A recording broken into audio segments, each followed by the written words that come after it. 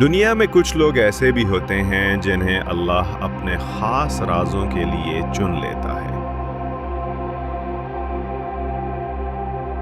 جن کے دلوں میں علم لدنی یعنی ربانی علم عطا کیا جاتا ہے۔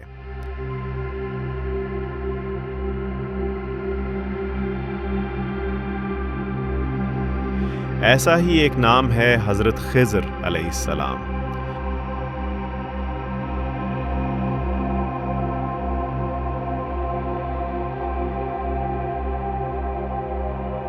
قرآن پاک میں سورۃ الکہف میں ایک عظیم واقعہ بیان ہوا ہے جہاں حضرت موسیٰ علیہ السلام ایک بندہ خاص سے ملنے جاتے ہیں جو اللہ کی طرف سے علم باطن رکھتے تھے۔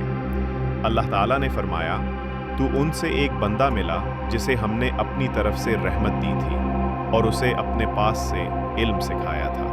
سورۃ الکہف 65۔ یہی وہ شخصیت ہے حضرت خضر علیہ السلام۔ اور یوں دو عظیم بندوں کا یہ سفر شروع ہوتا ہے۔ سفر کے دوران حضرت خضر علیہ السلام نے 3 کام کیے۔ ایک کشتی کو نقصان پہنچایا، ایک بچے کو قتل کیا اور ایک دیوار کی مرمت کی۔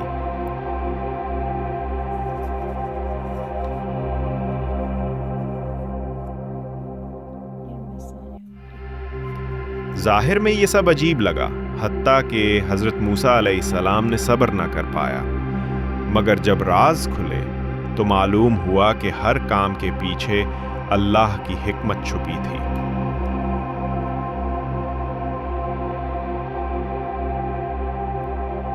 کشتی غریب لوگوں کی تھی، اگر وہ صحیح سلامت رہتی تو بادشاہ اسے چھین لیتا۔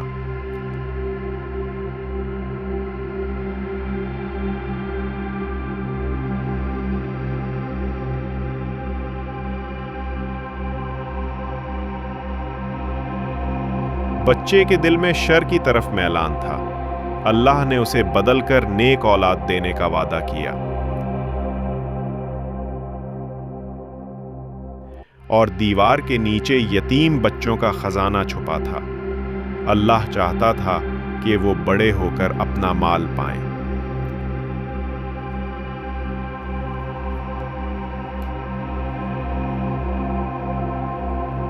یہ واقعہ ہمیں سکھاتا ہے کہ اللہ کی حکمت ہمیشہ ہماری سمجھ سے بلند ہے۔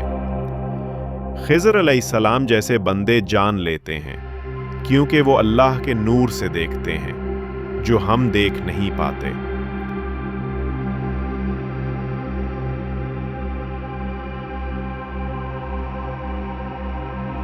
حضرت خضر علیہ السلام کی ذات ہمیں یہ سبق دیتی ہے کہ دنیا میں کچھ اللہ کے بندے ایسے بھی ہیں جو ظاہری آنکھ سے نہیں پہچانے جاتے، لیکن ان کے دل اللہ کے رازوں سے بھرے ہوتے ہیں۔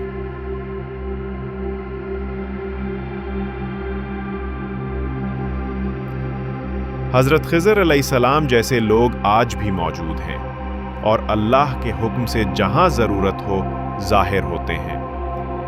ان کی پہچان ممکن نہیں، لیکن ان کی دعاؤں اور برکتوں سے زمین پر رحمت نازل ہوتی ہے۔